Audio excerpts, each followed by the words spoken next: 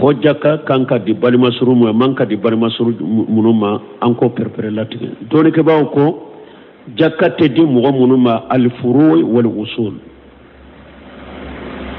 al usul e munye e bora mununa mogo efa eba a ube imoke o moke kata ube o mamuso kata i bora mununa yete seka jakka di numa parce que al usulu ifa iba ni nye fanta ya kanna fakati wajibira kade ni sebe ni nye ifa kera fanta iba ye fanta account na fakati ya wajibi de kai kanna folola ni jakka doma dro ye wajibi de be ka boyeka ni jakkai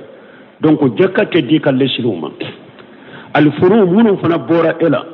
ite ka jakka duma ide wode ka jigi eti ka jakka di uluma parce que idden fule ni idden kera fanta hari ne bali gudo ni fanta do setaye na be se ayre koro na be se ayre na fakati e faye setigi ye yurwali biye kadden na fakati ka wajibi de ni setaye sebe anna fakati ka wajibi de ni jakka di umma ye ka wajibi min bi ka ya bini jakkai ate daga donc yi bora minu na jakkate di uluma munu bori la jakkate di umma fo shaykhul islam bunte me be masaila kelen fo ibora munu nani munu borila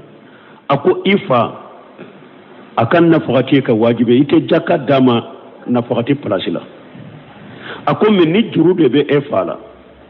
ifa ka juru saralite wajibe ka ako ni te sega ifa ka juru sarika nafolo jela ibe saka jakka ke ifa ka juru sara parce que ka juru saralite ka wajibe juru min bi bala shawul silabun taimiya kai baka juru saraliti ka wajibe akan na fati ka wajibe ni fantando me aka juru saraliti ka wajibe ko ola ni te se ka juru sarai kan na folo jela ibe se ka jakka ke ba juru sara bun taimiya be nunu fo ani fana minya al hawasi comme balima ni few ite se ka jakka di jomma doni ke ba ko ni misalila ni sara mugo be do ka chiela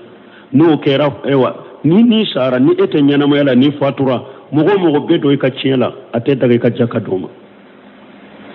masala ka balima ke do be bakele fakele me ashibute e boloni alete ni fatura be do ka chiela o gate do donc o balima sugu min be do ka chiela ni ete ni o ewa o kera fantaye ate daga ka jakka doma parce que ko na fati ka wajibi de mogo be do ka chiela na desera akan na fatike wajibi yennin tamini tumami wal walidatu yardana awladahunna hawlan kamilan liman arada an yutimma radakata aya laba mana demmi ni muso bilala idemmi mba bolo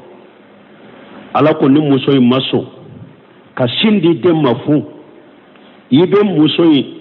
ibe dendama be sindama me den ka simmi sara abe efaka den ka simmi sara be faka ni muso ti ka furula iya bila na be sindi dema maso ka kefu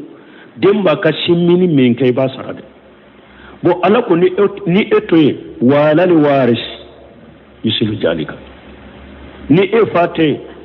dembe do mo min ka ciela